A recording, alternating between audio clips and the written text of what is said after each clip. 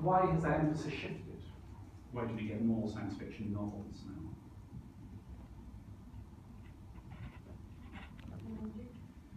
Technology. What kind of technology? Things that allow us to travel faster or use make distance smaller. I think that's precisely one of the things I'm going to talk about today, and that we'll talk about is why science fiction sort of emerges and why it's kind of popular. But getting like this science, I think that's another great point.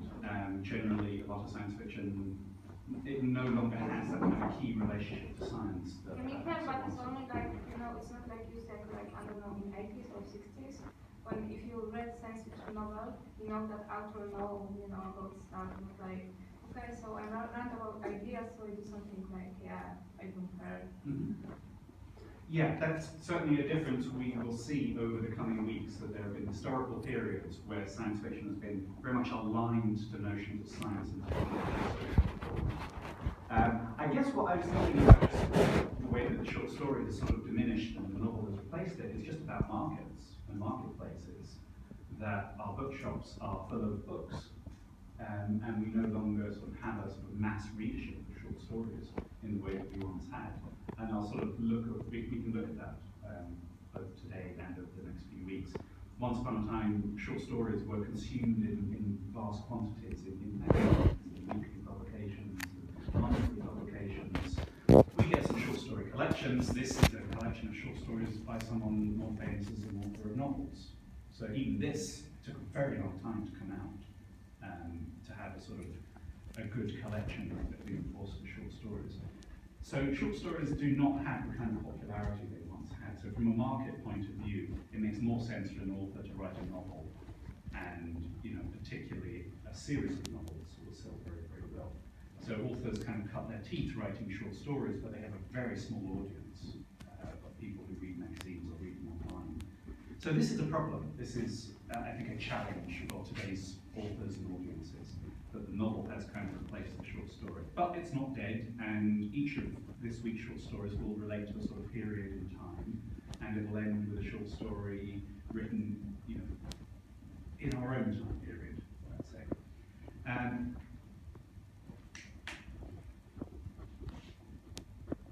Okay, so I want to begin with an idea, I'll hold this up as best I can, from the literary critic Darko Subin. And Darko Subin has been incredibly influential, and still influential, still alive, he's a bit of a recluse, he doesn't travel much to the UK or to the US. But Subin was able to sort of make his mark with a kind of Marxist literary criticism approach to the form of science fiction.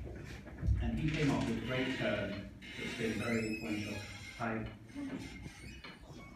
And his term is to describe science fiction as the literature of cognitive estrangement.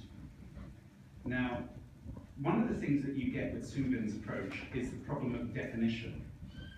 And that's maybe something we can talk about as well, is how do you define science fiction? What is science fiction? What isn't science fiction? Do those categories really matter?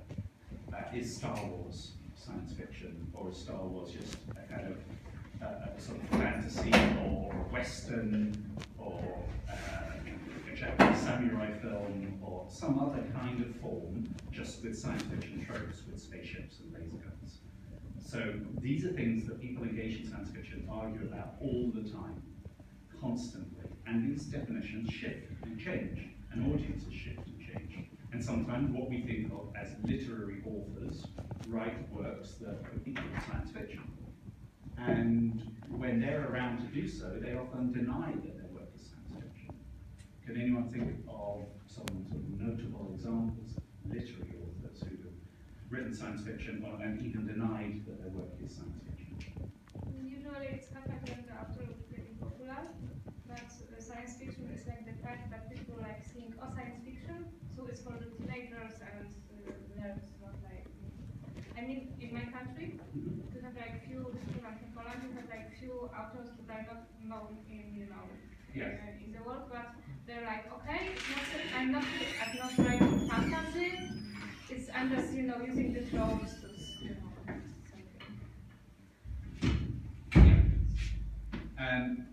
Yeah, so it's a sort of ongoing thing, but the authors who seem most sensitive are the kind of literary authors who dabble in what they would call speculative fiction. I guess the most prominent of these authors is Margaret Atwood. And Margaret Atwood's novels, for me, are clearly, I'm not saying she's a science fiction author, but I'm saying she has written quite a lot of plainly science fiction novels. She's written The Handmaid's Tale, and then she wrote a sequence of books called the Mad Adam trilogy. It starts with Oryx and Crake, then The Year of the Flood, and then I think the third book is called Mad Adam. And they're science fiction books. I mean, there's no ambiguity about these things as science fiction. Now, she spent a lot of time arguing that she was not a science fiction author. Science fiction was about talking squids from space. That was her kind of analogy. Her work was not about talking squids from space. It was about things that existed in the present, all elements, social elements and technologies that exist in the present, that she then exaggerated and placed in a not too distant future. For me, that's a definition of science fiction. It's probably the best definition of science fiction. She said, no, it's speculative fiction. Now she has reversed her position a little bit because she spent a lot of time arguing with people in the field of science fiction and science fiction criticism, and she says, okay, I misunderstood it. Now I understand what I was talking about was fantasy. That what I called science fiction, you people would call fantasy. And what you people call science fiction, I would call speculative fiction. So she now acknowledges that this book she's written could be thought about as science fiction, and that maybe it's an interesting form after all.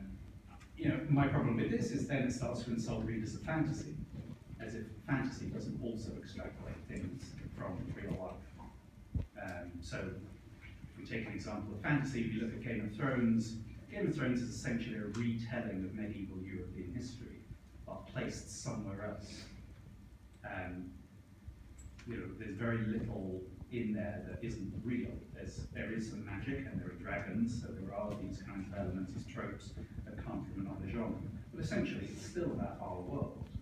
Even Lord of the Rings is a very simplistic notion of our world, of good versus evil, as a sort of metaphor for democracy versus fascism. There's still things about our world.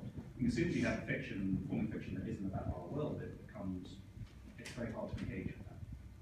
Anyway, Darko Subin, so in his very influential book, Metamorphosis of Science Fiction, he writes, science fiction is a literature of cognitive estrangement. So it does something very particular to its readers for him. And in order to define it as his sense of science fiction, it has to do these things.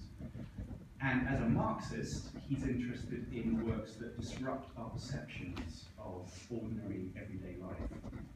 So for him, this idea of cognitive estrangement is about these elements that make us look at the world differently. It undermines our expectations, and it changes the way that we think. It has an effect upon us.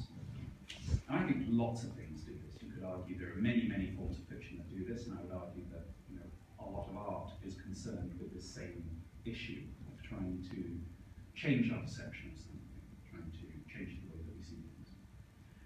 Now for Subin, he has something called the novum, and the novum is that element which is new. It's generally technological, it could be social. So if we think about something like The Handmaid's Tale, the novum is not particularly technological, it's social. It's about a social structure in which we have an extreme form of patriarchy where women are basically kept objects, sort of subjected to some kind of slavery, and most women are infertile, so fertile women are forced into this role of being breeders, of having to have babies with ruling classes of this society. So that will be her novum, that will be the element that distinguishes it from our world. So for Subin, for it to be science fiction, it has to be this form of cognitive estrangement, and it has to have this novum, the sense of what makes it different. Okay, so our story doesn't necessarily have a fixed